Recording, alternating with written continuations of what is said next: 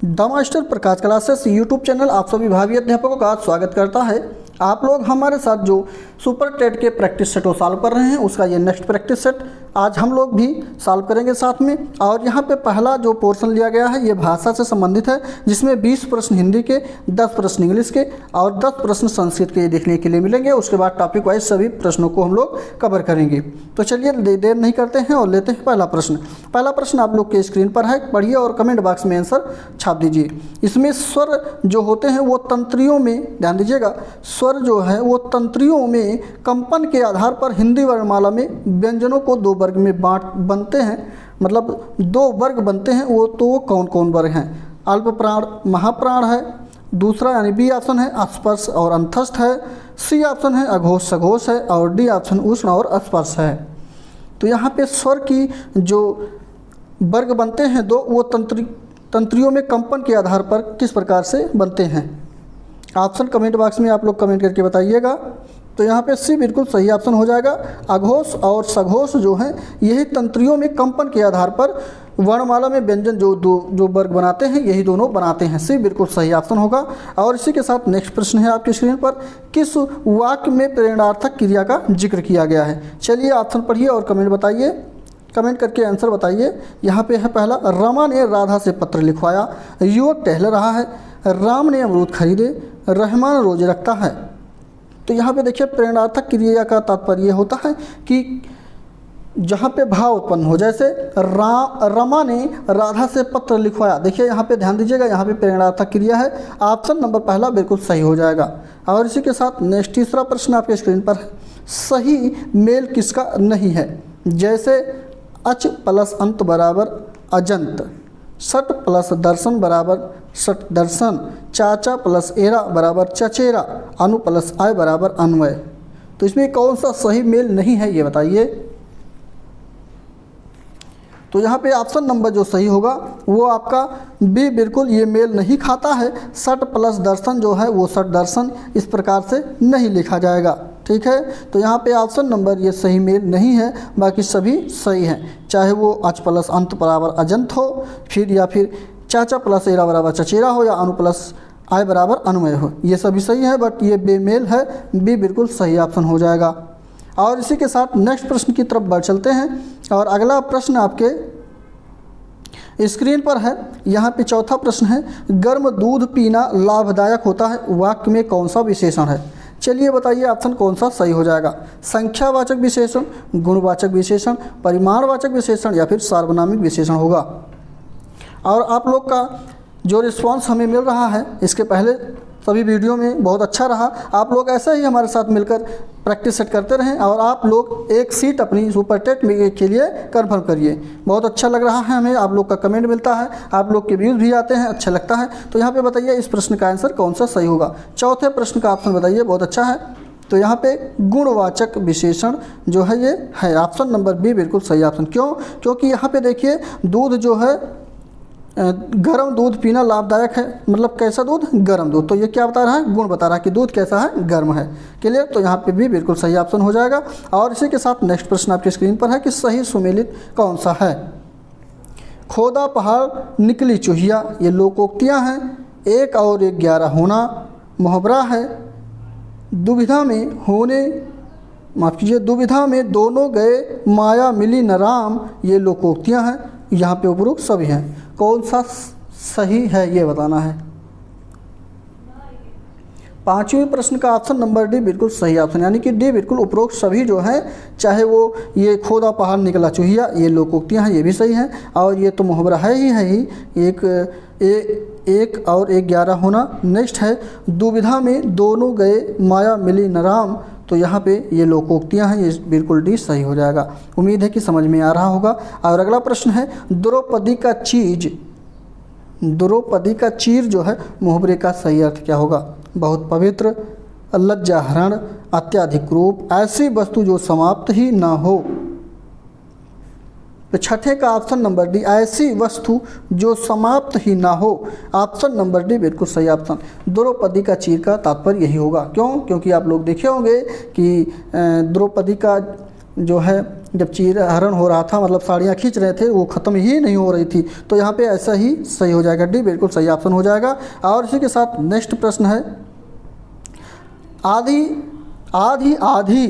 देखिए यहाँ पे आधी लिखा है और आधी लिखा गया है, ये संस्कृत शब्दों का क्रमशः सही अर्थ किस क्रम में सही हो जाएगा? 7वें का ऑप्शन बताना है। तो एक आधी का तात्पर्य जो पहले लिखा गया है इसका मतलब है मानसिक कष्ट, और दूसरी आधी का तात्पर्य है भाग या 2 टुकड़े, मतलब एक हिस्से का आधा, ठीक है, या एक भाग कह सकते हैं या 2 टुकड़े कह सकते हैं। तो यहाँ पे डी बिल्कुल सही ऑप्शन होगा। और इसी के साथ नेक्स्ट प्रश्न है कि इसमें कौन सा वर्तनी शुद्ध है, कौन सा शुद्ध लिखा गया है? वैसे बात करते हैं अतिशयोक्त लिखा गया है चारों में। शुद्ध वर्तनी जो अतिशयोक्त लिखा जाता है तो खास बड़ा सा जो होता है अतिश में वो बड़ा सा होता है, ना कि छोटा सा, ठीक। तो यहाँ पे गलतियाँ आप लोग अक्सर करते हैं। यहाँ पे देखिए आप लोग बी को ध्यान दे रहे होंगे, लेकिन बी बिल्कुल नहीं है। यहाँ पे बड़ा सा होता, बड़ा सा जो है वो पूरा होगा, यानी कि ऑप्शन पहला बिल्कुल सही ऑप्शन हो जाएगा। और उम्मीद है कि आप लोग समझ गए होंगे और इसको हमेशा के लिए नोट करके बिल्कुल नोटबुक में रख लें। साथ साथ नेक्स्ट प्रश्न आपके स्क्रीन पर है, कौन सा उपसर्ग आचार, ध्यान दीजिएगा, कौन सा उपसर्ग आचार शब्द से पूर्व लगने पर उसका अर्थ जुल्म हो जाता है, मतलब अत्याचार के टाइप में हो जाएगा? तो यहाँ पे अति जो हो जाएगा, आचार में जब उपसर्ग जुड़ जाएगा अति तो यहाँ पे अत्याचार हो जाएगा। ऑप्शन नंबर पहला बिल्कुल सही ऑप्शन, और ये जुर्म का जो है अर्थ देने लगेगा। इसी के साथ नेक्स्ट प्रश्न पे हम लोग चलते हैं। और अगला प्रश्न आपकी स्क्रीन पर है, कौन सा शब्द एक वचन नहीं है? यहाँ पे देखिए कौन सा शब्द एक वचन के रूप में नहीं है, चाहे वो हवा हो, चाहे वो आग हो, चाहे वो समाचार हो, चाहे वो वर्षा की बात करें। तो एक वचन का रूप कौन सा नहीं है यहाँ पे, यानी कि बहुवचन है वो।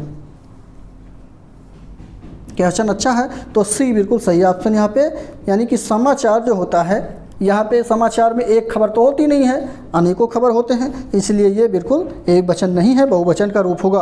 ऑप्शन नंबर सी बिल्कुल सही ऑप्शन। और इसी के साथ नेक्स्ट प्रश्न है, यहाँ पे देखिए ता वर्ग में आने वाले सभी जो सही वर्ण हैं उनका चयन करिए। तो ता वर्ग के अंदर ता, था, दा, धा, ना ये सभी आएंगे, ये तो सभी को मालूम है। तो यहाँ पे देखिए कौन सा सही हो जाएगा, तो यहाँ पे सी बिल्कुल सही ऑप्शन, ता, था, दा, धा, ना, ये सी बिल्कुल सही ऑप्शन हो जाएगा। बहुत ही इजी था। और इसी के साथ नेक्स्ट प्रश्न चलते हैं। हाँ, एक बात और इसी प्रश्न पे बता देते हैं, ता वर्ग जो है ये भले ता वर्ग के अंतर्गत ये शब्द ये वर्ण आएंगे, लेकिन ये स्पर्शी व्यंजन या स्पर्शी जो है व्यंजन के अंतर्गत आने वाले जो वर्ग हैं ये होंगे, ठीक है। इसको स्पर्शी व्यंजन भी कहते हैं और वर्गीय व्यंजन भी कहा जाता है, ये भी ध्यान रखिएगा। साथ साथ नेक्स्ट प्रश्न है आपका, अवधि किस उपभाषा की बोली है? अवधि किस उपभाषा की बोली है? खड़ी भाषा, पूर्वी भाषा, ब्रज भाषा, बिहारी भाषा। 12वें का आंसर बताइए। तो यहाँ पे पूर्वी भाषा की जो भाषा है वो अवधि है। ऑप्शन नंबर यहाँ पे भी बिल्कुल सही ऑप्शन।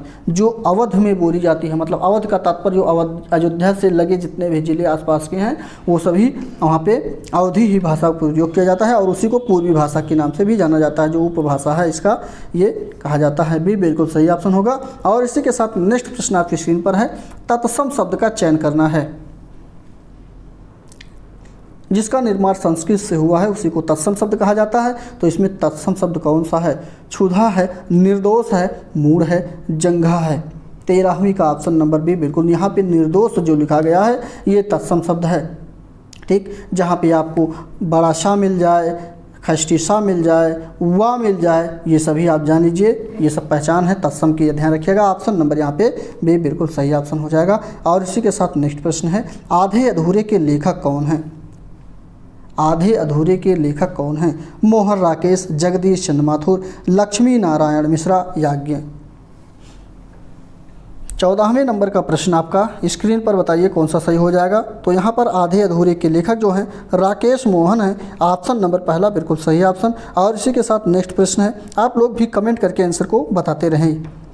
मैया मैं तो चंद्र खिलौने लई हो, देखिए ध्यान से, यहाँ पे मैया मैं तो चंद्र खिलौना लई हो, यहाँ पे खिलौने नहीं है, खिलौना है।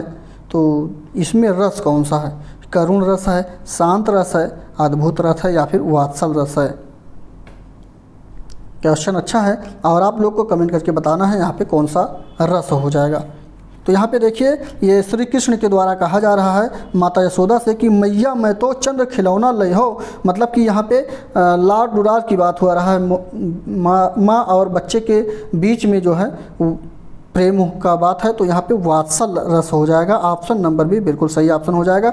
जहाँ कहीं पर माता के द्वारा बच्चे का लाड़ दुलार प्यार की बात होता है वहाँ पे वात्सल रस का उदाहरण होता है, तो डी बिल्कुल सही ऑप्शन यहाँ पे वही हो रहा है। साथ साथ अगला प्रश्न है छंद शास्त्र के प्रेरणता जो है वो कौन माने जाते हैं?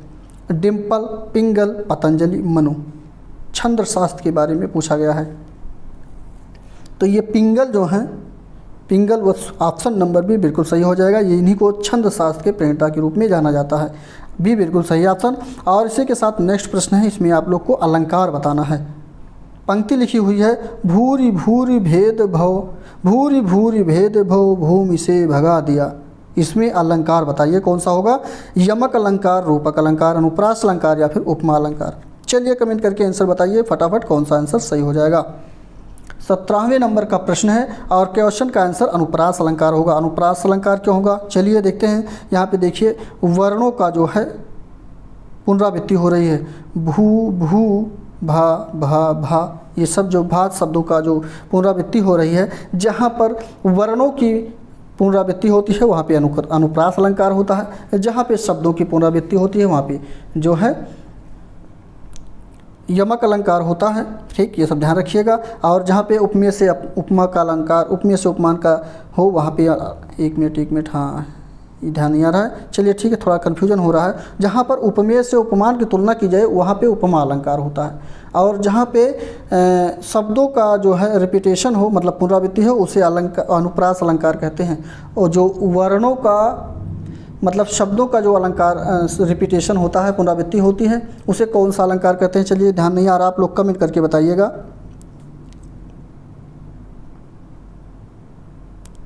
अच्छा हाँ, उसको यमक अलंकार कहते हैं। क्या कहते हैं?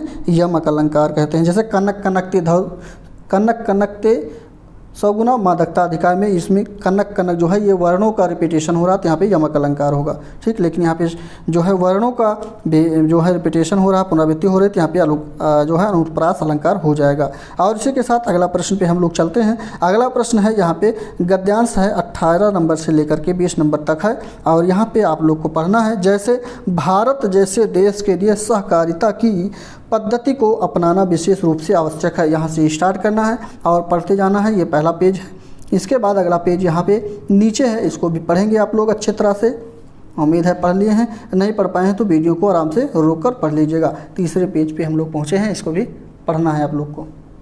चलिए क्वेश्चन भी आ गया है, सहकारिता का अर्थ क्या होता है? चलिए बताइए, सहकारिता का अर्थ क्या होता है? तो यहाँ पे सी बिल्कुल सही ऑप्शन, मिलजुल कर कार्य करना ही सहकारिता कहलाता है। ऑप्शन नंबर सी बिल्कुल सही ऑप्शन। और इसी के साथ नेक्स्ट प्रश्न है, सहकारिता का मुख्य उद्देश्य क्या है?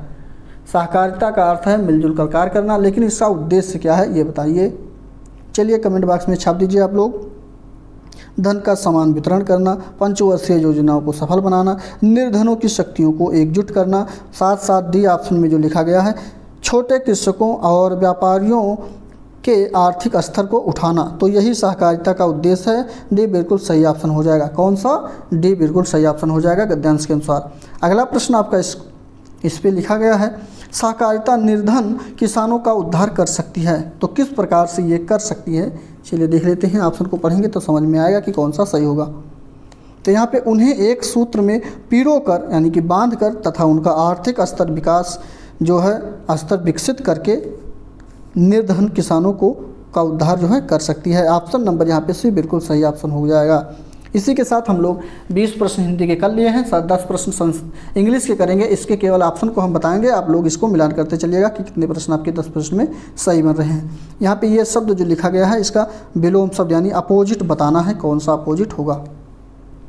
कॉमन्स लिखा गया है और इसका अपोजिट जो शब्द है वो शब्द है स्टॉप। ऑप्शन नंबर यहाँ पे सी बिल्कुल, डी बिल्कुल सही होगा। सी नहीं है, डी बिल्कुल सही हो जाएगा।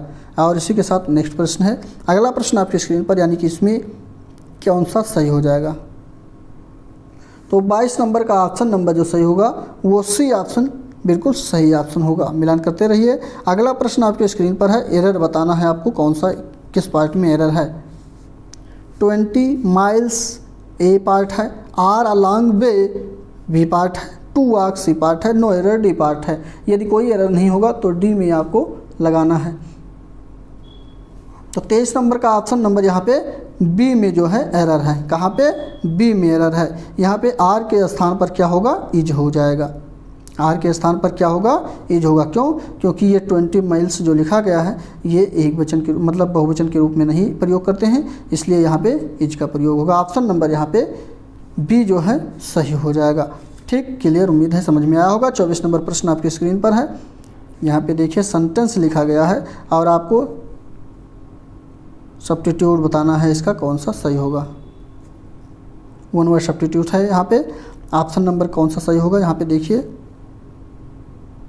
24 नंबर का ऑप्शन नंबर जो सही होगा वो आपका पहला पार्ट सही हो जाएगा, यानी कि ए बिल्कुल सही ऑप्शन होगा। और 25 नंबर पे चलते हैं। 25 नंबर में यहाँ पे खाली जगह पे कौन सा शब्द भरा जाएगा, यहाँ पे भरना है। तो पहला ऑप्शन बिल्कुल आउट ऑफ जो है प्रिंट बिल्कुल सही ऑप्शन। कौन सा? आउट ऑफ प्रिंट बिल्कुल सही हो जाएगा। नेक्स्ट पे चलेंगे। नेक्स्ट प्रश्न में आपका ईडियम फ्रेज का क्वेश्चन है, लायंस शेयर। यहाँ पे लायंस शेयर लिखा गया है, इसका ईडियम फ्रेज बताइए कौन सा सही होगा।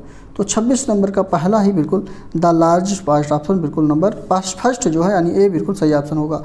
और इसी के साथ नेक्स्ट नरेशन में इसको चेंज करना है। नरेशन का प्रश्न है ये, he said to me, comma inverted comma के अंदर लिखा है, कामा लगा है उसके बाद इन्वर्टेड कामा के अंदर लिखा है where is the post office, यानी उसने मुझसे कहा कि पोस्ट ऑफिस कहाँ है। तो इसको जो है हम लोग नरेशन चेंज करना है इसका। तो यहाँ पे ऑप्शन सी सही होगा। ही आस्क्ड मी, क्वेश्चन कर रहा है ना, तो इसलिए आस्क्ड इफ आस्क होगा, यहाँ पे पूछा जा रहा है। उसके बाद me where the post office was, option number C बिल्कुल सही ऑप्शन होगा। और इसी के साथ नेक्स्ट 28 नंबर से लेकर 30 नंबर का तक यहाँ पर पैसेज लिखा गया है। इस पैसेज को आराम से पढ़ेंगे, उसके बाद आंसर बनाएंगे। तो चलिए, जनरलिज्म मीन्स यहाँ से पढ़ना है और पढ़ते जाना है। ये पहला पेज है, ये दूसरा पेज आपके स्क्रीन पर आ गया है, इसको भी पढ़िए, 2 पेज में है। यहाँ नीचे क्वेश्चन आने वाला है। तो चलिए क्वेश्चन भी आपका आ गया है। द पैसेज इज ऑन, यानी कि पैसेज में क्या है। तो यहाँ पे सी बिल्कुल सही ऑप्शन। यहाँ पे what generalism is about, option number C बिल्कुल सही ऑप्शन। और इसी के साथ नेक्स्ट प्रश्न है 29 नंबर का प्रश्न। यहाँ पे कौन सा ऑप्शन सही होगा? तो सी ऑप्शन बिल्कुल सही ऑप्शन हो जाएगा। और इसी के साथ नेक्स्ट प्रश्न आपका 30 नंबर का भी सी प्रश्न आपका, यानी सी ऑप्शन सही होगा, रेस्पेक्ट एवरीवन। और इसी के साथ संस्कृत का प्रश्न स्टार्ट होता है। 31 और 32 नंबर का गद्यांश से लिया गया है। पहले गद्यांश पढ़िए, इसके केवल ऑप्शन को हम बताएंगे, आप लोग हमारे आंसर के साथ मिलान करते रहिएगा कि कितने प्रश्न आपके 10 प्रश्नों में सही बन रहे हैं। तो यहाँ से पढ़िए गद्यांश को, और उसके बाद उम्मीद है पढ़ लिए होंगे, नहीं पढ़ पाए तो वीडियो को रोककर आराम से पढ़िएगा। उम्मीद है कि ये भी हो गया होगा। साथ साथ देखिए ये जो छोटा था वो भी आपके स्क्रीन पर है, और 31 नंबर का प्रश्न भी है। तो बताइए ऑप्शन कौन सा सही हो जाएगा यहाँ पे 31 नंबर में। तो यहाँ पे संस्कृत से ऑप्शन नंबर भी बिल्कुल सही ऑप्शन होगा। इसी के साथ नेक्स्ट जनमानस पावनी का अस्तित्व। तो जनमानस पावनी का अस्तित्व, इसका तात्पर्य क्या है? तो इसका तात्पर्य है संस्कृता, ऑप्शन नंबर यहाँ पे पहला बिल्कुल सही ऑप्शन हो जाएगा। और इसी के साथ नेक्स्ट 33 नंबर का प्रश्न है। यहाँ पे ये जो सेंटेंस यानी वाक्य लिखा गया है, इसका जो है प्रत्यय निष्ठागत प्रत्यय में अनुवाद होगा। तो यहाँ पे सी बिल्कुल सही ऑप्शन हो जाएगा, ये इसका कत प्रत्यय में अनुवाद हो जाएगा। ऑप्शन नंबर सी बिल्कुल सही ऑप्शन। और इसी के साथ नेक्स्ट प्रश्न है, चे प्लस अनम में संधि कौन सी है? चे प्लस अनम में संधि बताइए। वहाँ पे इसमें संधि चयनम, ऑप्शन नंबर यहाँ पे कौन सा? डी बिल्कुल सही ऑप्शन हो जाएगा। और इसी के साथ नेक्स्ट यह वाक्य अशुद्ध है, मतलब कौन सा वाक्य जो है गलत है? 35 का सी ऑप्शन, यहाँ पे ये सफलम चिनुतः ये बिल्कुल गलत यानी अशुद्ध है। ऑप्शन नंबर यहाँ पे सी बिल्कुल सही ऑप्शन हो जाएगा। क्लियर। चलिए, और इसी के साथ हम लोग अगले प्रश्न पे चलते हैं। अगला प्रश्न आपका है 36 नंबर का प्रश्न है, यस रूप की विभक्ति का है, यानी इसमें कौन सी विभक्ति कौन सा वचन है यस में, ये बताना है। तो 36 नंबर का प्रश्न है, कमेंट में करिए, ऑप्शन बताइए। तो यस में षष्ठी विभक्ति है और एक वचन का रूप है। ऑप्शन नंबर यहाँ पे बी बिल्कुल सही ऑप्शन होगा। अगला प्रश्न है, चतुर्मुख में कौन सा समास है। चतुर्मुख में कौन सा समास है। पहला ऑप्शन सही, बहुब्रीहि, 4 मुख हैं अर्थात, जिसके ऑप्शन नंबर यहाँ पे पहला बहुब्रीहि समास हो जाएगा। और इसी के साथ नेक्स्ट प्रश्न है, गच्छतु रूप किस लकार का है। 38 नंबर का क्वेश्चन बताइए और ऑप्शन बताइए कौन सा सही हो जाएगा। तो यहाँ पे लोट लकार का उदाहरण है ये। ऑप्शन नंबर यहाँ पे पहला बिल्कुल सही ऑप्शन हो जाएगा। और आप लोग हमेशा एक बात ध्यान दीजिएगा, आप लोग का कभी प्रैक्टिस सेट में थोड़ा टिपिकल आ जाएगा, थोड़ा लेंदी हो जाएगा, थोड़ा इजी हो जाएगा, तो इससे बिल्कुल घबराना नहीं है, क्योंकि हर प्रकार के प्रश्न आपको देखने के लिए मिलेंगे। तभी परीक्षा में आप लोग कंटेस्ट अच्छी तरह से अपने आप को प्रिपेयर समझ पाएंगे या समझेंगे। क्लियर। तो यहाँ पे 39 नंबर का प्रश्न बताइए, आहू में जो है प्रकृति प्रत्यय कौन सा है। तो यहाँ पे पहला ही ऑप्शन सही हो जाएगा। यहाँ पे शब्द जो ये ब्रू लिखा गया है प्लस लट प्रथम पुरुष बहुवचन का ये रूप है। ऑप्शन नंबर पहला बिल्कुल यानी ए बिल्कुल सही ऑप्शन हो जाएगा। और इसी के साथ नेक्स्ट प्रश्न 40 नंबर का है, साभारम वहति में कर्मवाच्य का रूप कौन सा है। अच्छा, इसको कर्मवाच्य के रूप में परिवर्तित करना है।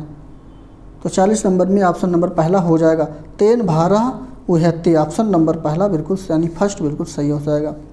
तो 10 प्रश्न आपका यहाँ पे साइंस का भी आ गया है, इसको भी फटाफट हम लोग कवर कर लेते हैं। तो चलिए देखते हैं कौन सा ऑप्शन सही होगा। ऐसा क्यों लगता है कि खुले में आग को तेज पवन भड़का रही है। ऐसा क्यों लगता है कि खुले में आग को तेज पवन भड़का रही है। तो चलिए बताइए, इससे ये जो है साइंस का प्रश्न है। अच्छा, यहाँ पे ऑप्शन को पढ़ेंगे, ऑप्शन के अकॉर्डिंग क्वेश्चन है, यहाँ पे कोई दिक्कत नहीं है। तो चलिए देख लेते हैं। तो यहाँ पे सी ऑप्शन जो है, देखिए इसको पढ़िए, क्योंकि आसपास की गर्म वायु जो है ऊपर उठती है। बिल्कुल, जो भी चीज़ गर्म हो जाती है वो हल्की हो जाती है और ऊपर उठ जाती है, और ठंडी चीज़ भारी होती है नीचे रहती है। तो यहाँ पे ये तो ठीक है। और ठंडी वायु प्रवेश करके आग को भड़काने जैसा प्रभाव डाल देती है। बिल्कुल ऑप्शन नंबर यहाँ पे सी बिल्कुल सही हो जाएगा, ये बिल्कुल सही ऑप्शन होगा।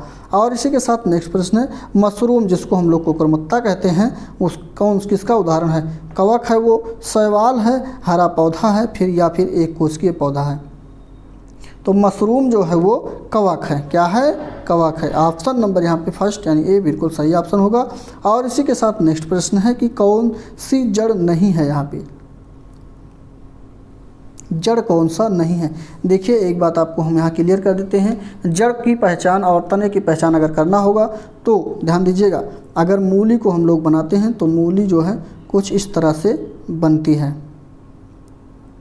एक मिनट फिर से कर लेते हैं।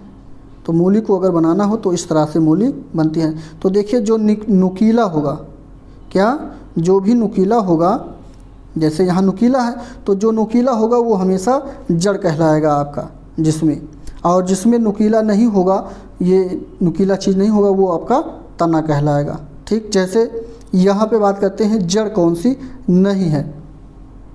तो देखिए गाजर भी सेम ऐसे होती है, मूली भी ऐसी होती है, और जो है ये चुकंदर भी आपका ऐसे ही होता है, नीचे नुकीला होता है कि नहीं होता है, तो होता है ना। तो ये सब क्या है, जड़ है। बट यहाँ पे अदरक जो होता है इस प्रकार से नहीं होता, इसलिए ये क्या होता है, तना हो जाएगा। और आज हमें उम्मीद है कि अब आप लोग जड़ और तने में कभी कंफ्यूज नहीं होंगे, ये ध्यान रखिएगा। आलू भी आपका तना ही है, ये भी ध्यान रखिएगा।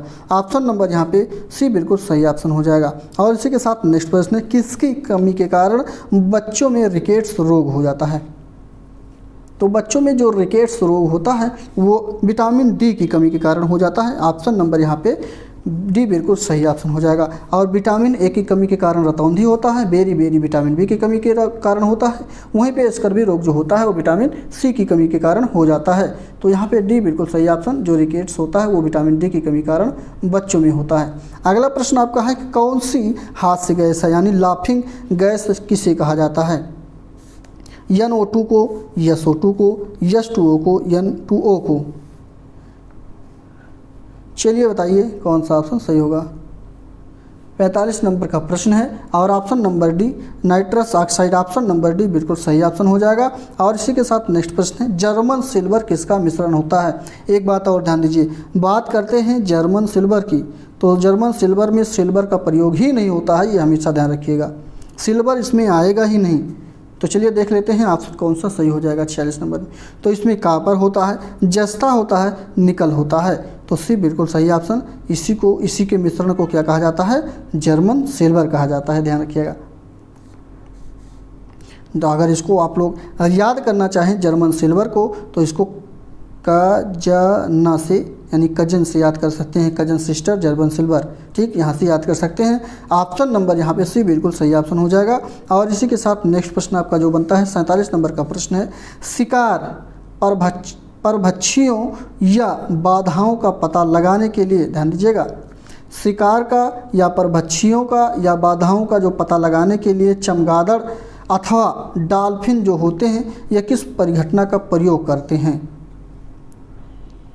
ध्वनि के अपवर्तन का, विस्पंदों का बनना, ध्वनि के प्रकीर्णन का या प्रतिध्वनि निर्धारण का।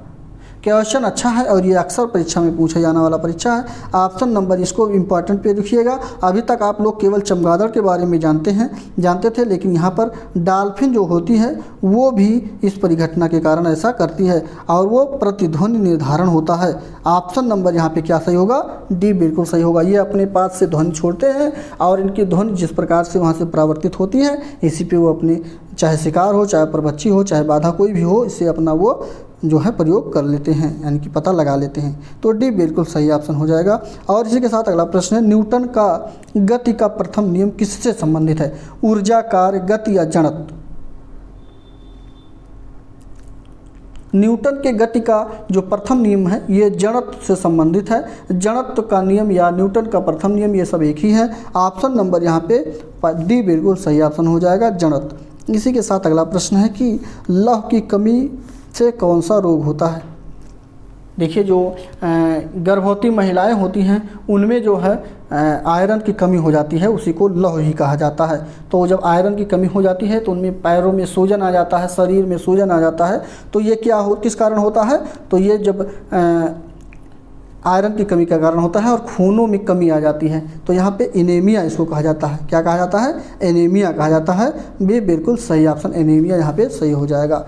यानी कि 49 नंबर का भी सही होने के साथ अगला प्रश्न आपकी स्क्रीन पर है। इसमें देखिए, काइटिनी वाह्य कंकाल जैसे जीव कौन से होते हैं। कीट, स्पंज, समुद्री आर्जिन या फिर घोंघे। 50 नंबर के प्रश्न हैं, ऑप्शन कमेंट करके आप लोग को बताना है।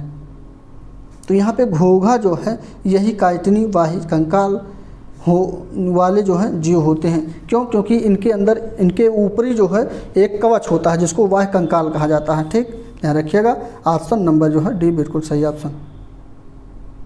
गणित का स्टार्ट होता है 20 प्रश्न। गणित के प्रश्नों को स्किप करेंगे। इसी प्रैक्टिस सेट के बाद जस्ट आपको मैथ का जो है प्रैक्टिस सेट सॉल्यूशन के साथ मिल जाएगा। हमारे सर के द्वारा वो पढ़ाया जा रहा है, साथ साथ हिंदी भी पढ़ाई जा रही है, साथ साथ रीजनिंग भी पढ़ाया जा रहा है। आप लोग वहाँ से पूरा टॉपिक वाइज क्लियर करते चलिए। आप लोग के लिए हम लोग एक रात जो है इतना मेहनत कर रहे हैं, तो आप लोग का भी ये फर्ज बनता है कि कहीं और जाने की ज़रूरत नहीं है। जो भी आपके साथी हैं, आपके मित्र हैं, उनको सबको बताइए कि हमारे द्वारा जो है आप लोग के लिए विशेष तैयारी कराई जा रही है।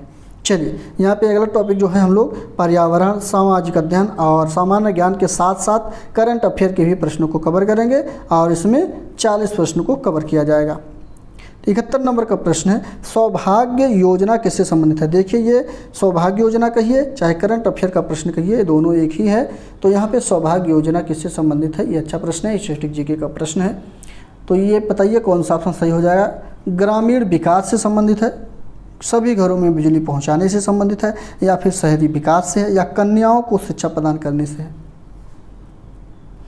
तो यहाँ पे घरों में जो बिजली पहुंचाना है, जो है कनेक्शन उनका बिजली लाइट का, यही सौभाग्य योजना से संबंधित है। ऑप्शन नंबर भी बिल्कुल सही ऑप्शन हो जाएगा। उम्मीद है कि समझ में आया होगा। अगला प्रश्न है, कोंकण रेलवे का विस्तार कहाँ से कहाँ तक है। कोंकण रेलवे का विस्तार कहाँ से कहाँ तक है? तो ये रोहा से मंगलुरु तक है। ऑप्शन नंबर पहला बिल्कुल सही हो जाएगा। कोंकण तट पर ये स्थित है। ऑप्शन नंबर फर्स्ट बिल्कुल सही, ये भी ध्यान रखिएगा। साथ साथ अगला प्रश्न है, यहाँ पे प्रश्न में पूछा गया है कि सिंधु सभ्यता, ध्यान दीजिएगा, सिंधु सभ्यता स्थलों में से किस स्थल में गोदी, जिसको डाक यार्ड कहा जाता है, होने का प्रमाण मिला है? हड़प्पा में, लोथल में, मोहनजोदड़ो में, कालीबंगा में?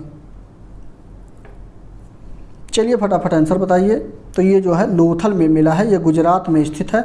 ऑप्शन नंबर यहाँ पे भी बिल्कुल लोथल सही हो जाएगा। और यहीं पे जो है गोदी जिसको कहा जाता है, जिसको अब इस समय वर्तमान में डाक यार्ड या शिप यार्ड कहा जाता है, ये यहीं स्थित था, यानी कि मिला था सिंधु घाटी सभ्यता के समय पर। ऑप्शन नंबर बी बिल्कुल सही ऑप्शन। और इसी के साथ अगला प्रश्न है कि मान्यता के अनुसार, ध्यान दीजिएगा, मान्यता के अनुसार महाभारत की लड़ाई कुरुक्षेत्र में कितने दिन तक लड़ी गई थी? 14 दिन, 16 दिन, 18 दिन, 21 दिन? तो कुरुक्षेत्र की लंबाई यानी महाभारत जो लड़ी गई थी वो 18 दिन तक लड़ी गई थी। कितने दिन तक? 18 दिन तक। ऑप्शन नंबर सी बिल्कुल सही ऑप्शन। अभी तक आप लोग को शायद मालूम नहीं रहा होगा, सी बिल्कुल सही ऑप्शन हो जाएगा। और इसी के साथ अगला प्रश्न है कि पेशवाओं में से नाना साहब, ध्यान दीजिएगा, पेशवाओं में से नाना साहब के रूप में कौन लोकप्रिय थे? बालाजी विश्वनाथ, बाजीराव, बालाजी बाजीराव, माधवराव फर्स्ट। तो नाना साहब के जो नाम से प्रसिद्ध थे उनका नाम बालाजी बाजीराव था। ऑप्शन नंबर यहाँ पे सी बिल्कुल सही ऑप्शन हो जाएगा। और इसी के साथ नेक्स्ट प्रश्न है, थाल घाट दर्रा किस पर्वत श्रेणी में स्थित है? तो ये पश्चिमी घाट श्रेणी में स्थित है। ऑप्शन नंबर सी बिल्कुल सही ऑप्शन। और इसी के साथ नेक्स्ट, द्वितीय बौद्ध परिषद कहाँ आयोजित हुई थी? इसका तात्पर्य यह है कि द्वितीय बौद्ध संगति जो आयोजित की गई थी वो कहाँ पर आयोजित की गई थी? चलिए बताइए फटाफट, बहुत अच्छा क्वेश्चन है। और इसकी योजना की बात करते हैं तो इसकी योजना जो है वो 383 ईसा पूर्व में आयोजित की गई थी और कालाशोक के शासनकाल में ये आयोजित की गई थी। जहाँ कहाँ पे की गई थी? तो वैशाली में की गई थी। ऑप्शन नंबर भी बिल्कुल सही ऑप्शन। इस समय किसका समय था? तो कालाशोक का समय था, ये भी ध्यान रखिएगा। साथ साथ बात करते हैं अगले की प्रश्न की। तो यहाँ पे अगला प्रश्न है, चौसा की लड़ाई में शेरशाह ने किसको हराया था? चौसा की लड़ाई में शेरशाह ने किसको हराया था? तो ये लड़ाई जो थी 25 जून 1539 में शेरखां और हुमायूं के बीच लड़ा जाने वाला युद्ध था। और इस युद्ध में शेर खां ने हुमायूं को हराया था। तो यहाँ पे पूछा गया है शेर खां ने किसको हराया था? तो हुमायूं को हराया था। डी बिल्कुल सही ऑप्शन हो जाएगा। कौन सा ऑप्शन? डी बिल्कुल सही ऑप्शन हो जाएगा। एक उम्मीद है समझ में आया होगा। साथ साथ अगले प्रश्न की तरफ बढ़ते हैं। और अगला प्रश्न है, योग दर्शन के संस्थापक कौन हैं? योग दर्शन के संस्थापक कौन हैं? कपिल है, पतंजलि है, या फिर जैमिनी है, या फिर उलूक कनार है? उलूक कनार। तो यहाँ पे ऑप्शन नंबर जो सही होगा, कौन सा सही है?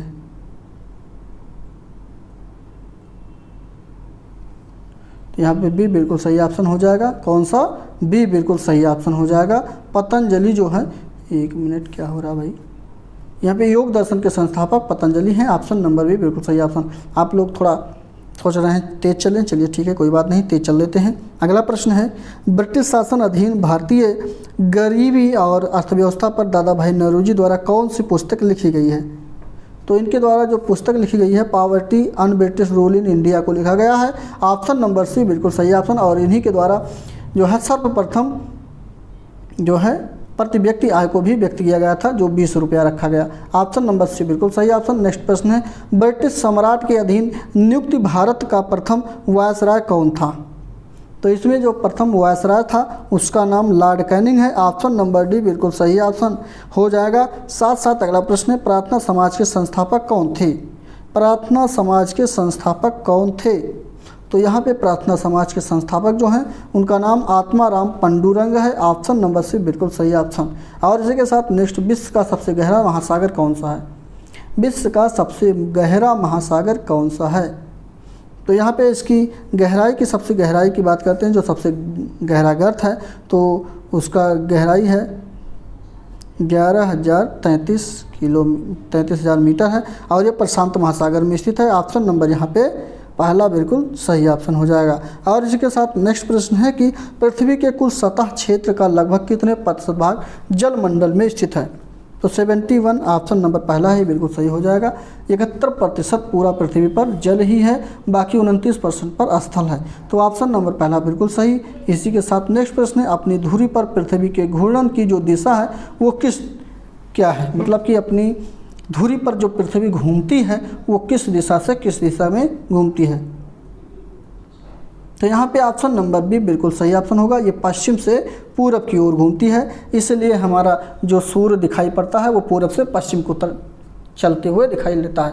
यानी कि सूरज का जो उगान होता है, मतलब सूरज जब निकलता है तो पूरब में होता है, लेकिन धीरे धीरे जब ये पृथ्वी अपनी जगह पे घूमती है तो पश्चिम में चली जाती है। इसका ये कारण है कि पश्चिम से पूरब का घूर्णन जो है पृथ्वी का, यही घूर्णन के कारण ऐसा होता है। तो ऑप्शन नंबर यहाँ पे कौन सा सही है? बी बिल्कुल सही हो जाएगा। इसी के साथ नेक्स्ट प्रश्न है, वायुमंडल की कौन सी परत बड़े जेट विमानों के लिए आदर्श उड़ान परिस्थितियों के हालात प्रदान करती है? तो यह स्ट्रेटोस्फीयर में होती है। ऑप्शन नंबर सी बिल्कुल सही ऑप्शन, जिसको समताप मंडल भी हिंदी में कहा जाता है। साथ साथ अगला प्रश्न है, कौन सा मंडल उत्तर मध्य रेलवे का हिस्सा नहीं है?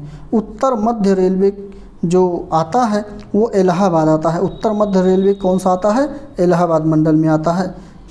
और इसके अंतर्गत और भी आते हैं, तो यहाँ पे कौन सा इसमें शामिल नहीं है? तो ये कोटा नहीं शामिल है।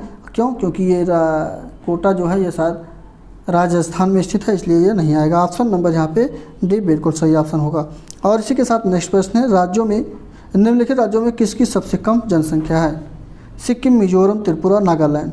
तो सबसे कम जनसंख्या जो है सिक्किम की है। ऑप्शन नंबर पहला बिल्कुल सही ऑप्शन, और ये 2011 की जनगणना के अनुसार ये आंकड़ा दिया गया है। अगला प्रश्न है, दुधवा नेशनल पार्क कहाँ पर स्थित है? दुधवा नेशनल पार्क कहाँ पर स्थित है? तात्पर्य किस राज्य में स्थित है? तो ये उत्तर प्रदेश में स्थित है।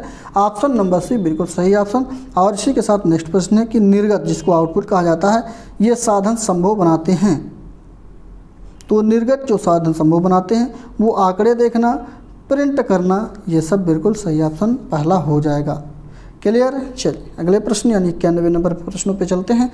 इसमें कहा गया है कि पर्यावरण मित्र ईंधन, जिसको गैसोहाल कहा जाता है, किसके मिश्रण से बनता है? यानी गैसोहाल जो है वो किसके मिश्रण से बना हुआ है?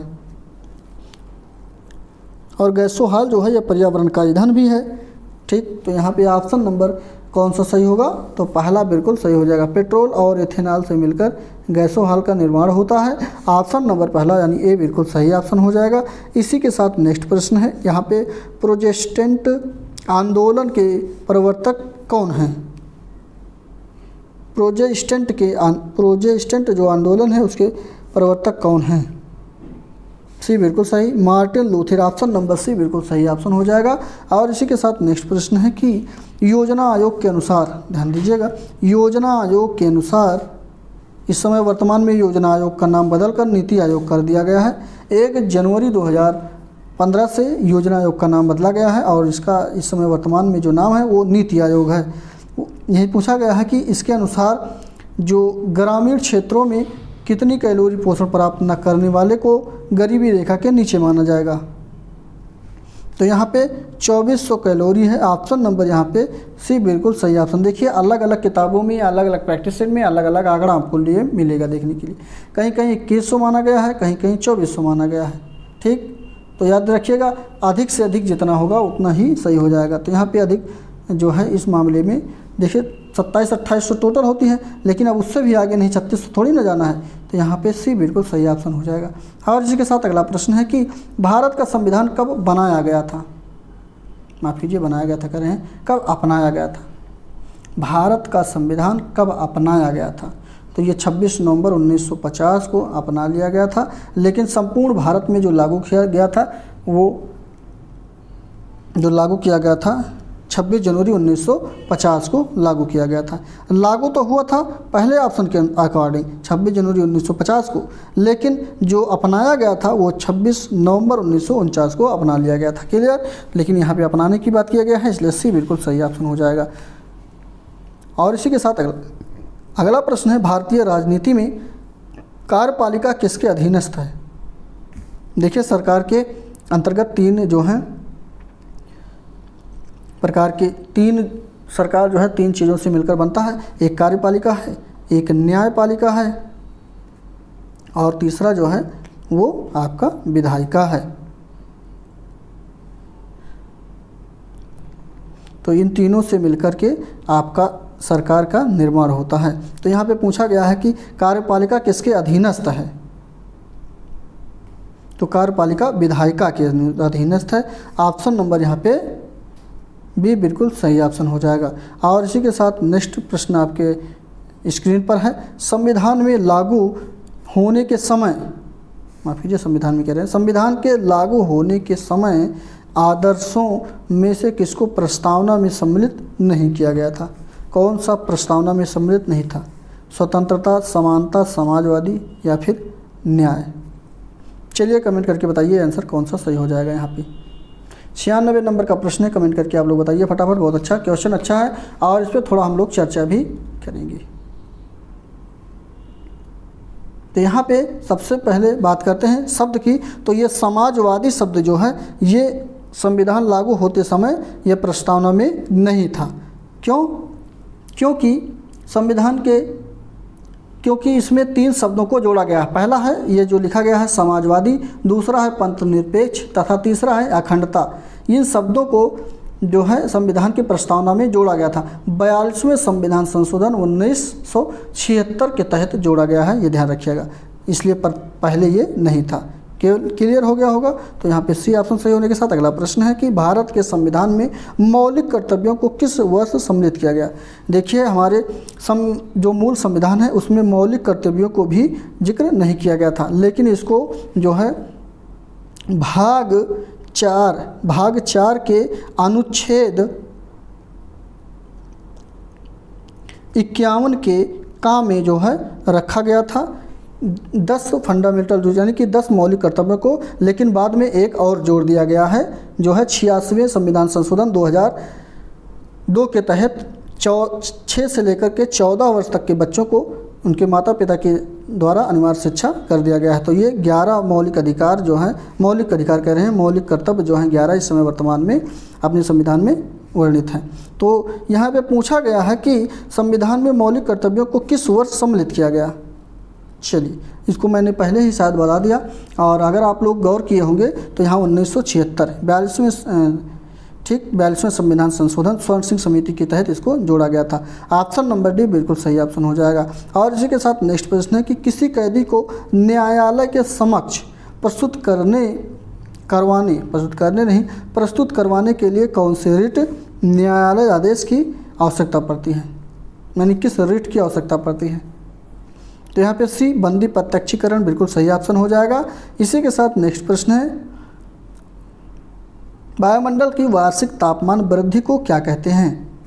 तो बी बिल्कुल सही, ग्लोबल वार्मिंग कहा जाता है। बी बिल्कुल सही ऑप्शन। जब ये वार्षिक तापमान जो वृद्धि होती है, तापमान में वृद्धि, उसी को ग्लोबल वार्मिंग के नाम से जाना जाता है। बी बिल्कुल सही ऑप्शन। अगला प्रश्न है, कौन साइबर अपराध की श्रेणी में आता है? साइबर अपराध की श्रेणी में कौन आता है? तो डी यहाँ पे उपरोक्त सभी आएंगे, चाहे वो क्रेडिट कार्ड की धोखाधड़ी हो, पहचान की धोखाधड़ी हो, सूचना की चोरी हो, ये सभी इसके अंतर्गत आएंगे।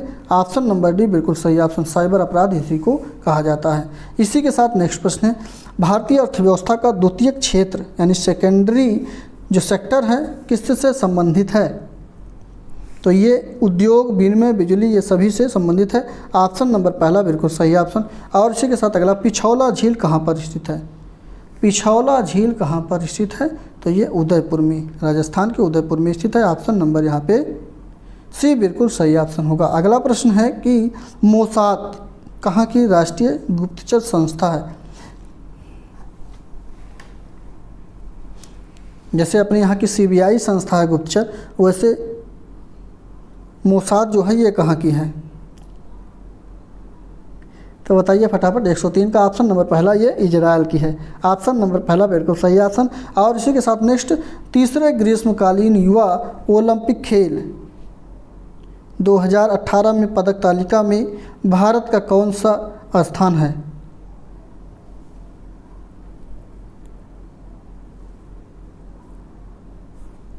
तो चलिए फटाफट बताइए कौन सा सही होगा। तो यहाँ पे ऑप्शन नंबर सी बिल्कुल 17वां सही हो जाएगा। और इसी के साथ नेक्स्ट प्रश्न है, वाराणसी के विश्वनाथ मंदिर का निर्माण किसके द्वारा कराया गया है?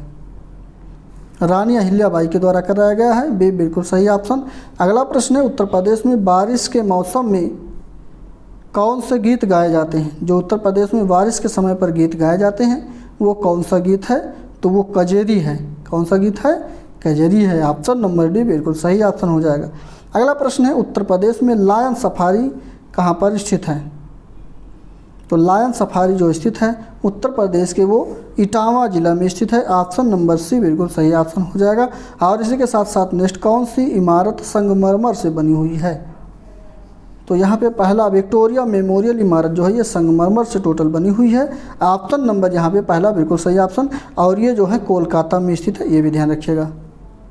इसी के साथ नेक्स्ट प्रश्न है, भारत उत्तर प्रदेश से सम्मानित होने वाले पहले संगीतकार कौन थे? भारत रत्न से सम्मानित होने वाले, उत्तर भारत कह रहे हैं, भारत रत्न से सम्मानित होने वाले पहले संगीतकार कौन थे? तो पंडित रविशंकर इनका नाम है। ऑप्शन नंबर भी बिल्कुल सही ऑप्शन हो जाएगा। अगला प्रश्न है, राष्ट्रीय स्मृति स्थल पर किस नेता की समाधि निर्मित है? राष्ट्रीय स्मृति स्थल जो है ये अटल बिहारी वाजपेयी की यहाँ पे स्मृति समाधि बनी हुई है। ऑप्शन नंबर डी बिल्कुल सही ऑप्शन हो जाएगा। अगला प्रश्न है शिक्षण कौशल का, इसमें भी 10 प्रश्नों को हम लोग कवर करेंगे फटाफट। तो चलिए देखिए, पहला प्रश्न है, संदेश धारण करने वाला क्या कहलाता है? चलिए, बहुत देर से आप लोग भी कमेंट नहीं कर रहे हैं, चलिए बताइए इसका आंसर कौन सा सही होगा। संदेश धारण करने वाले को क्या कहा जाता है? तो उसको संप्रेषण कहा जाता है। ऑप्शन नंबर यहाँ पे बी बिल्कुल सही ऑप्शन। अगला प्रश्न है कि औसत समूह से मानसिक शारीरिक विशेषताओं के संदर्भ में समूह के सदस्य के रूप में भिन्नता या अंतर को व्यक्तिक भिन्नता कहते हैं। सही बात है। यह कथन किसका है? यह किसके द्वारा कहा गया है? रास, जेम्स ड्रेबर, डाल्टन, टायलर। तो ये जो कहा गया है ये जेम्स ड्रेबर के द्वारा कहा गया है। ऑप्शन नंबर बी बिल्कुल सही ऑप्शन हो जाएगा। कौन सा? बी बिल्कुल सही है। अगला प्रश्न है, श्यामपट्ट पर कार्य करते समय अध्यापक को किस ओर खड़ा होना चाहिए? बहुत अच्छा क्वेश्चन है। आप लोग एक मास्टर बनने चल रहे हैं, एक अध्यापक के रूप में कार्यभार करने चल रहे हैं, तो ये बताइए अगर आप पढ़ाते समय पढ़ा लिए कुछ बोलना है और खड़ा होना है तो आपको श्यामपट्ट के किस समय साइड में खड़ा होना चाहिए? चलिए कमेंट करके बताइए इसका आंसर कौन सा सही होगा। तो अपने बाएं हाथ की ओर खड़ा होना है। कहाँ पे? बाएं हाथ की ओर। ऑप्शन नंबर भी बिल्कुल सही ऑप्शन हो जाएगा। और इसी के साथ नेक्स्ट है, किसी शोध हेतु सबसे अधिक महत्वपूर्ण गुण है वो कौन सा है? तो अनुसंधान में रुचि, यानी सी ऑप्शन बिल्कुल सही ऑप्शन। यही जो है सब शोध हेतु सबसे अधिक महत्वपूर्ण है। शोध का मतलब अनुसंधान ही होता है। ऑप्शन सी सही होने के साथ अगला प्रश्न है, उत्तम शिक्षण का प्रमुख कार्य, ध्यान दीजिए, उत्तम शिक्षण का प्रमुख कार्य विचार, तथ्यों एवं सूचनाओं को विद्यार्थियों तक पहुंचाना होता है। तो यह किसका कथन है? ये कथन है हर्बर्ट का। इसका? हर्बर्ट का। ऑप्शन नंबर डी बिल्कुल सही ऑप्शन।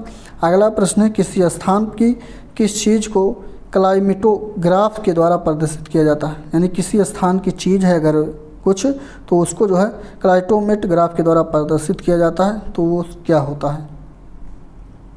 तो ये मानसिक तापमान व वर्षा को किया जाता है। ऑप्शन नंबर सी बिल्कुल सही ऑप्शन होगा। इसी के साथ अगला प्रश्न है, कक्षा में संप्रेषण का क्या प्रारूप होता है? कक्षा में संप्रेषण का जो प्रारूप होता है वो क्या है? तो वो शाब्दिक और अशाब्दिक प्रेषण दोनों हैं। ऑप्शन नंबर यहाँ पे डी बिल्कुल सही ऑप्शन हो जाएगा।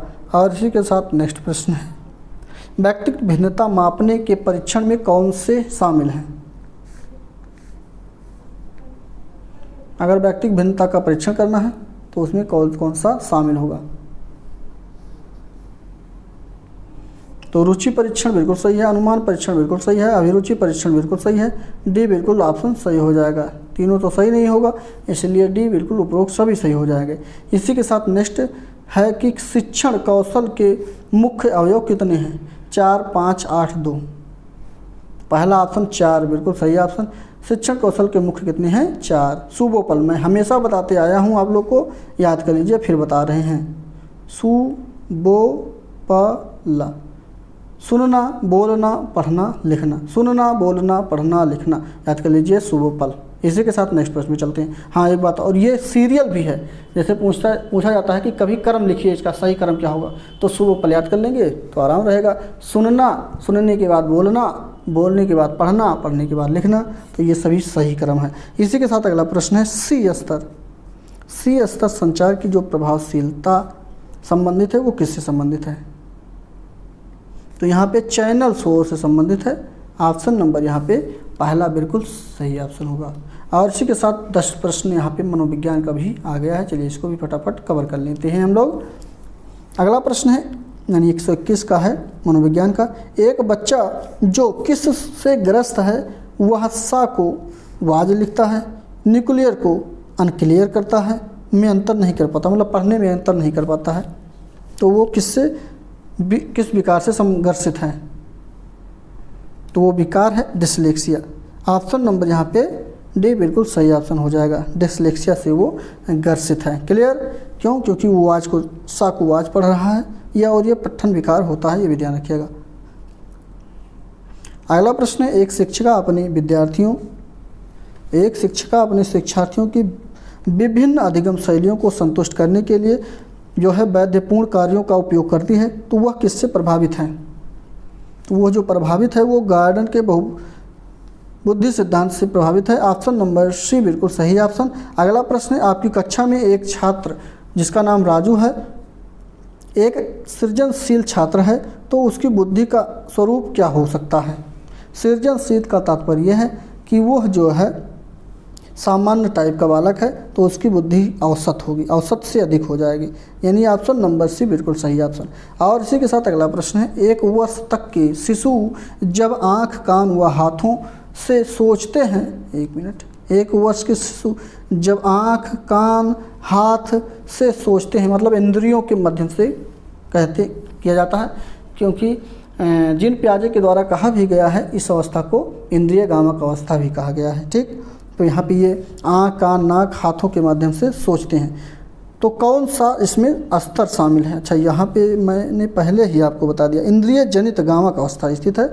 ऑप्शन नंबर यहाँ पे पहला यानी सी बिल्कुल सही हो जाएगा। कौन सा सही है?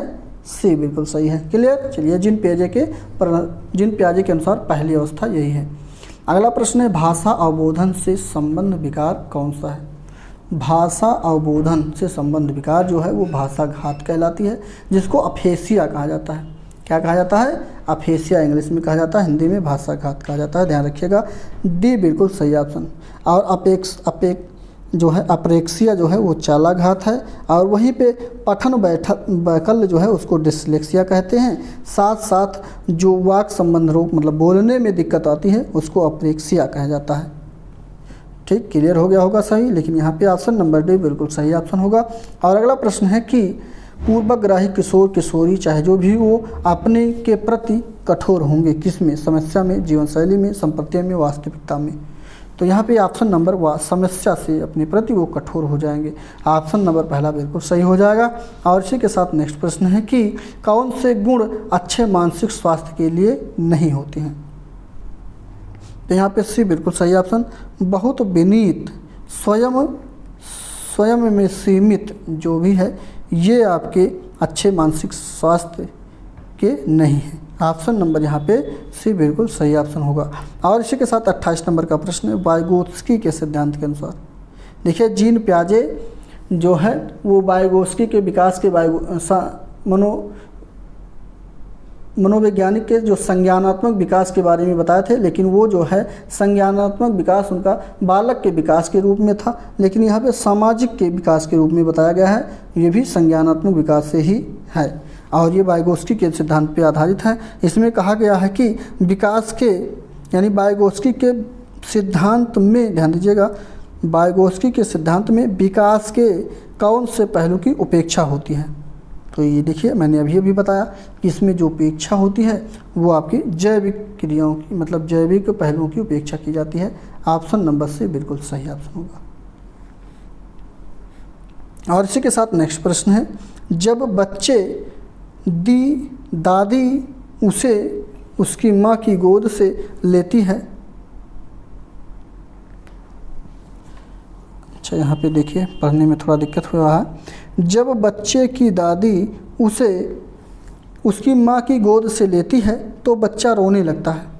तो बच्चा जो रोता है उसका कारण क्या है, यानी किस कारण से वो रोने लगता है? तो यहाँ पे संवेगात्मक दुश्चिंता के कारण वो रोने लगता है। ऑप्शन नंबर यहाँ पे सी बिल्कुल सही ऑप्शन। वहाँ पे वियोग नहीं होगा, ठीक है, वहाँ पे संवेगात्मक दुश्चिंता होगा। ऑप्शन नंबर सी बिल्कुल सही ऑप्शन हो जाएगा।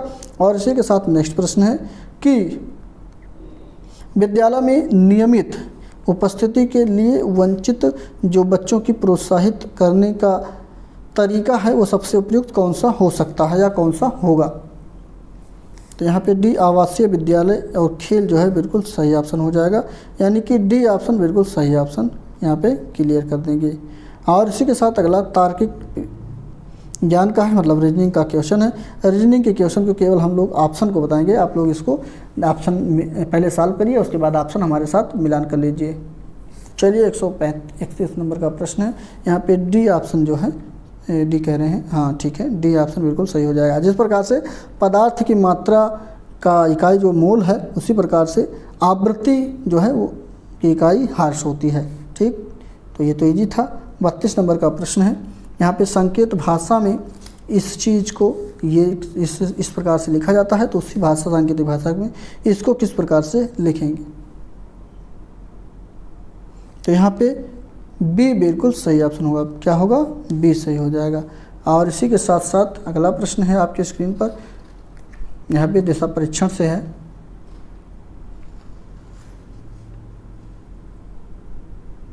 चलिए बताइए। एक बात और, यहाँ कुछ करना नहीं है आप लोग को, इस प्रश्न में क्लियर कर देते हैं। इसमें 3 जोड़ दिया गया है, 3 जोड़ा गया है, इसमें +3 कर दिया गया है, +3 कर दिया गया है, +3 कर दिया गया है, +3 कर दिया गया है। सेम इसी में ये पहले वाला यानी कि ये लिख दिया गया है, ये वाला लिखना है, तो इसमें से 3 माइनस कर देंगे, ठीक। तो आ जाएगा ये बी ऑप्शन। इसी के साथ अगला यहाँ पे 133 नंबर का प्रश्न है, इसमें सी ऑप्शन आपका पूरब दिशा सही हो जाएगा। अगला प्रश्न है 134 नंबर के प्रश्न में, यहाँ पे पूछा गया है कि लाल रंग वाले फलक के विपरीत कौन सा रंग होगा? लाल के विपरीत कौन सा रंग हो जाएगा? तो लाल के विपरीत जो होगा वो जामुनी होगा। ऑप्शन नंबर डी इसको देख लीजिएगा, सही है। इसी के साथ नेक्स्ट प्रश्न 135 नंबर का प्रश्न है, इसमें ऑप्शन नंबर जो सही हो सी बिल्कुल सही ऑप्शन हो जाएगा। कौन सा? सी बिल्कुल सही है। देखिए मच्छर और कीट, चींटी, ये सभी जो चींटी और मच्छर जो हैं ये कीट के अंतर्गत आ जाएंगे, यानी ये चींटी हैं और ये मच्छर हैं, तो ये किसके अंतर्गत आ गए हैं? कीट के अंतर्गत, यानी बड़े के अंतर्गत आए हैं। तो सी बिल्कुल सही ऑप्शन। अगला कंप्यूटर का 5 प्रश्न है, इसको भी देखेंगे। यहाँ पे केंद्रीय प्रोसेसिंग यूनिट जिसको CPU कहा जाता है को किसके द्वारा ऑपरेट किया जाता है? तो ये जो है कंट्रोल पैनल के द्वारा ऑपरेट किया जाता है। ऑप्शन नंबर पहला बिल्कुल सही ऑप्शन। नेक्स्ट प्रश्न है, कौन सा एक सॉफ्टवेयर है इसमें? चलिए बताइए। सॉफ्टवेयर वह चीज़ होता है जिसको हम अपनी नंगी आँखों से देख सकते हैं, महसूस कर सकते हैं, बट छू नहीं सकते हैं। अच्छा एक मिनट, महसूस कर सकते हैं कि नहीं? चलिए कमेंट करके आप लोग बताइएगा। देख तो सकते हैं, छू भी नहीं सकते हैं। देख सकते हैं, छू नहीं सकते हैं, महसूस कर सकते हैं कि नहीं कर सकते हैं? कमेंट करके आप लोग इसको कमेंट बॉक्स में बताएंगे। तो चलिए देखते हैं कौन सा इसमें सॉफ्टवेयर है। तो यहाँ पे बेसिक बिल्कुल सही ऑप्शन, यानी सी बिल्कुल सही है, इसको हम लोग नहीं छू सकते हैं। और इसी के साथ नेक्स्ट प्रश्न है, यहाँ पे देखिए, संचार की वह प्रक्रिया क्या कहलाती है जिसमें प्रेषक एवं प्रेषित दोनों सम्मिलित होते हैं? तो वह प्रक्रिया जो है प्रक्रिया अंतर्वैयक्तिक कहलाती है। ऑप्शन नंबर बी बिल्कुल सही ऑप्शन। अगला प्रश्न है कि राष्ट्रीय डिजिटल कोष के अंतर्गत किसका संग्रहण किया जाता है? राष्ट्रीय डिजिटल कोष के अंतर्गत किसका संग्रहण किया जाता है? तो ऑप्शन आपकी स्क्रीन पर ही है, इसमें बताइए कौन सा सही होगा।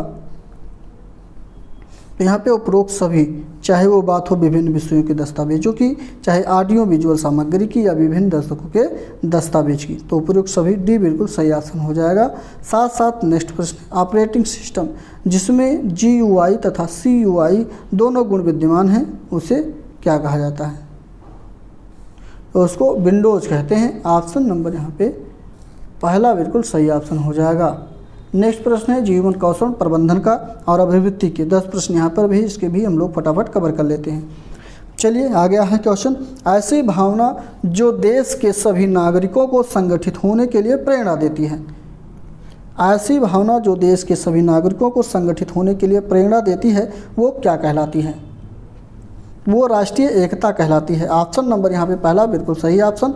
इसी के साथ नेक्स्ट है शिक्षक का व्यवहार कैसे होना चाहिए? शिक्षाप्रद होना चाहिए, प्रशासनात्मक होना चाहिए, आदर्शवादी या फिर निर्देशात्मक होना चाहिए? तो शिक्षक का व्यवहार जो होना चाहिए वो आदर्शवादी होना चाहिए। ऑप्शन नंबर यहाँ पे से बिल्कुल सही हो जाएगा। और इसी के साथ नेक्स्ट अगला प्रश्न है कि व्यवसाय तथा संस्थान के संदर्भ में उपलब्ध साधन और संसाधन का दक्षतापूर्वक एवं प्रभावपूर्ण तरीके से उपयोग करते हुए कार्यों में समन्वय स्थापित करना क्या कहलाता है? यहाँ पे उसको जो कहा जाता है प्रबंधन कहा जाता है। क्या कहा जाता है? प्रबंधन कहा जाता है। ऑप्शन नंबर पहला बिल्कुल सही हो जाएगा। और इसी के साथ नेक्स्ट प्रश्न है, कौन सी विधि से जीवन कौशल के महत्वपूर्ण अंगों की पहचान की जाती है? वो कौन सी विधि है ये बताइए। तो यहाँ पे डेल्फी विधि सही है। ऑप्शन नंबर बी बिल्कुल सही ऑप्शन होगा। और इसी के साथ साथ नेक्स्ट प्रश्न है, अब्राहम मैस्लो के अभिप्रेरण सिद्धांत को क्या कहा जाता है?